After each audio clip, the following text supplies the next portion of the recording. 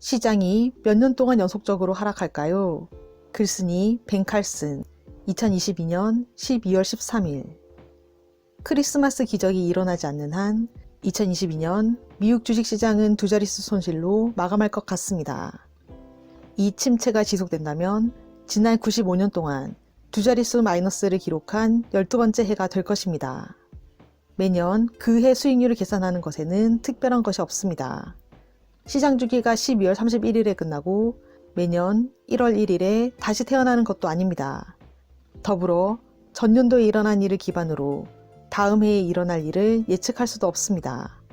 시장은 그렇게 쉽지 않습니다. 1928년 이후 S&P 500은 전년도에 플러스로 마감했다면 그 다음해는 약 55% 상승했습니다. 시장이 평균적으로 4년 중 약 3년이 상승했다는 점을 고려할 때 이것은 이치에 맞습니다. 주식시장은 18%의 수치로 상승한 해 다음은 하락했습니다. 또한 전년도에 하락한 해에 이어 상승할 확률은 18%입니다. 주식이 1년 동안 하락했다가 다음 해에 연속적으로 하락하는 경우는 9%에 불과합니다. 연간 수익률을 보면 연이어 손실이 종종 발생하지만 그렇게 자주 발생하는 것은 아니라는 것을 알 수 있습니다. 1929년부터 1932년까지 4년 연속 하락세를 보였습니다.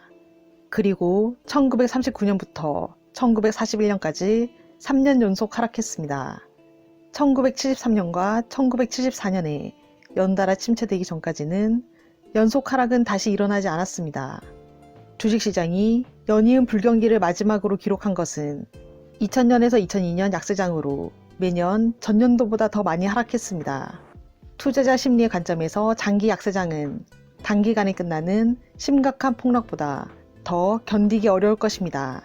예를 들어 대부분의 투자자들은 2022년에 15% 하락하고 2023년에 15% 또 하락하는 것보다 올해 30% 하락하고 새로운 강세장으로 나아가는 것을 선호할 것입니다. 이런 일이 발생할 위험은 애초에 주식이 다른 자산군에 비해 수익률 프리미엄이 있는 가장 큰 이유 중 하나라고 생각합니다. 채권 시장의 연속 침체는 주식시장보다 훨씬 더 드뭅니다. 놀랍게도 2022년은 현대 금융시장 역사상 10년 국채로는 최악의 해가 될 것입니다. 미국 국채에서 두 자릿수 손실을 목격한 유일한 다른 시기는 2009년이었습니다. 다각화 관점에서 밝은 면을 보고 싶다면 주식과 채권이 연속적으로 동시에 하락한 시기는 없었습니다. 내년에 주식이나 채권에 무슨 일이 일어날지 모르겠습니다. 올해 둘 다 큰 폭으로 하락했다는 사실은 내년이 금융시장에 좋은 해라는 것을 의미할 수도 있습니다. 그러나 단기 수익은 누구에게도 약속되지 않습니다. 시장이 몇 년 연속 나쁜 상황을 겪을 가능성이 없는 것은 아닙니다. 대부분의 경우 시장에서 좋은 일이 일어납니다. 그러나 때때로 나쁜 일도 일어납니다. 장기적으로 살아남으려면 두 가지 시장 흐름 모두를 고려해야만 합니다. 1년 수익률의 횡포, 글쓴이 모건하우절, 더 모틀리풀. 물리 법칙은 태양의 중력이 365.251마다 지구를 태양의 궤도 주위로 끌어당기는 것을 의미합니다. 우리는 이 궤도 날짜인 1년의 기간이 자금 관리자의 성과를 측정하기에 완벽한 시간이라고 결정했습니다. 그런데 왜 1년 수익률을 내야 할까요? 13개월 또는 2년 반이 아닌 이유는 무엇입니까? 아니면 5년 2개월은 어떤가요? 1년이라는 기간을 두는 이유에 특별한 점이 있다면 기대해야 합니다. 하지만 없습니다.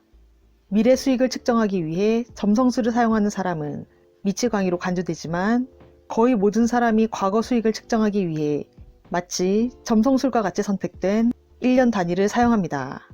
모든 사람이 운 이상의 성공을 이뤘다고 동의하는 워런 버핏의 50년 기록을 살펴보십시오.